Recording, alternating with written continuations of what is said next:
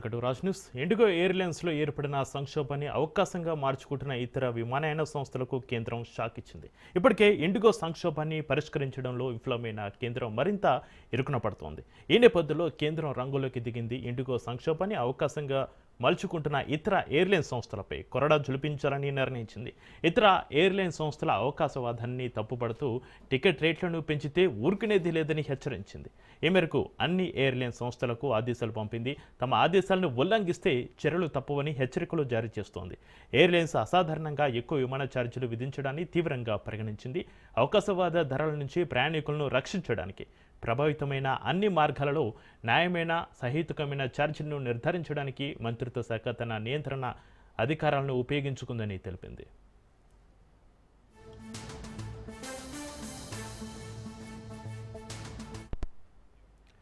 ఇక దేశీయ విమాన టికెట్ ధరలపైన కేంద్రం పరిమితి విధించింది. 500 కిలోమీటర్ల వరకు విమాన ఛార్జీలు గరిష్ట ధర 7,500, 500 నుంచి 1000 కిలోమీటర్ల వరకు గరిష్ట ధర 12,000 రూపాయలు. ఇక 1000 నుంచి 1500 కిలోమీటర్ల గరిష్ట ధర 15,000గా నిర్ధారించింది. ఇక 1500 కిలోమీటర్లు దాటితే గరిష్ట ధర 18,000. ఛార్జీల పరిమితులు బిజినెస్ క్లాస్, ఆర్సీఎస్, యూడీఏఏఎన్ విమానాలకు ఈ పరిమితులు వర్తించవని కేంద్రం తెలిపింది.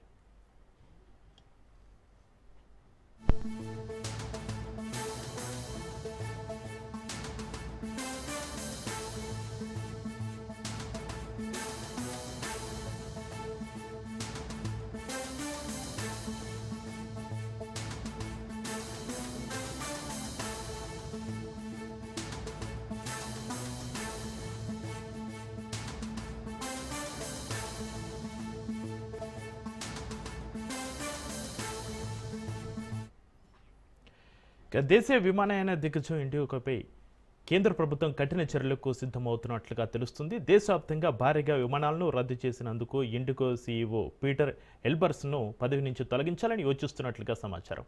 ఇండిగో వైఫల్యం కారణంగా వేలాది మంది ప్రయాణికులు తీవ్ర ఇబ్బందులకు గురైన నేపథ్యంలో పౌర విమానయాన మంత్రిత్వ శాఖ ఆ సంస్థ అధికారులను సమావేశానికి పిలిపించింది. సంస్థపై కఠిన చర్యలు తీసుకునేందుకు ప్రభుత్వం సిద్ధమవుతుందని, ఇందులో భాగంగా భారీ జరిమానా విధించే అంశాన్ని కూడా పరిశీలిస్తున్నట్లుగా తెలుస్తుంది. అంతేకాకుండా ఇండిగో నిర్వహించే విమానాల సంఖ్యను తగ్గించడం ద్వారా దేశంలోని అతిపెద్ద విమానయాన సంస్థకు గట్టి సంకేతాలు పంపాలని యోచిస్తోంది.